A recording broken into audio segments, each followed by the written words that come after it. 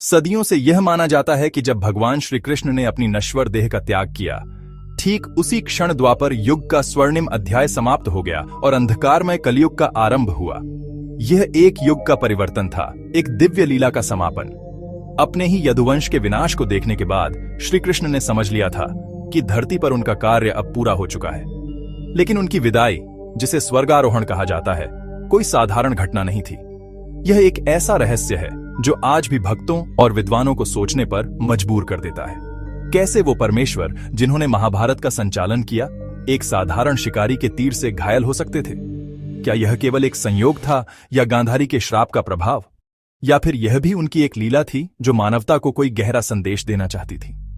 उनकी मृत्यु के पीछे का सच कई परतों में छिपा है। महाभारत का महायुद्ध समाप्त हो चुका था। कुरुक्षेत्र की भूमि पर धर्म की विजय तो हुई, पर उसकी कीमत अनगिनत प्राणों से चुकाई गई थी। इस असहनीय पीड़ा और एक युग के अंत का भार लिए श्री कृष्ण अपनी स्वर्ण नगरी द्वारका लौटे। पर नियति का खेल अभी बाकी था। समय के साथ उनके अपने यादव वंशज सत्ता और शक्ति के अहंकार में अंधे हो गए। उन्होंने ऋषियों का घोर अपमान किया, जिसके फलस्वरूप उन्हें अपने ही कुल के सर्वनाश का श्राप मिला। यह श्राप एक भयानक गृहयुद्ध के रूप में प्रकट हुआ, जिसने यादव वंश को विनाश के कगार पर ला खड़ ढा किया। मदिरा के नशे में डूबे यादव आपस में भिड़े और पूरा वंश विनाश को प्राप्त हो गया। द्वारका नगरी वीरान हो गई। द्वापर युग अपने अंतिम चरण पर था और भगवान श्री कृष्ण ने अपनी लीला समाप्त करने का निर्णय ले लिया था। वे प्रभास क्षेत्र के एक घने वन में पीपल के वृक्ष के नीचे गहन ध्यान में लीन थे। तभी जरा नाम का एक शिकारी वहां आया।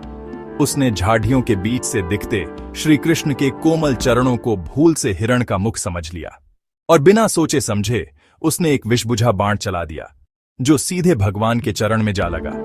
यह नियति का ही खेल था, जो एक युग के अंत और कलयुग के आगमन का संकेत दे रहा था। जरा भयभीत होकर उनके चरणों में गिर पड़ा, पर श्री कृष्ण मुस्कुराए और बोले, घबराओ मत, यह सब मेरी लीला का ही हिस्सा है।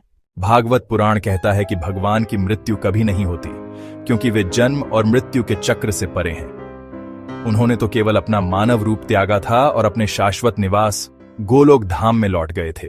और उसी क्षण धरती पर कलयुग का आरंभ हुआ, क्योंकि भगवान तो अनश्वर हैं। वे आते हैं, लीला निभाते हैं और फिर अपने धाम लौट जाते हैं।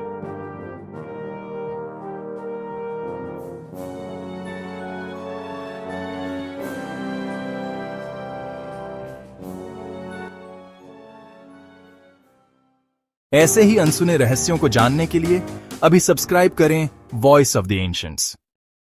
ये है केदारनाथ धाम।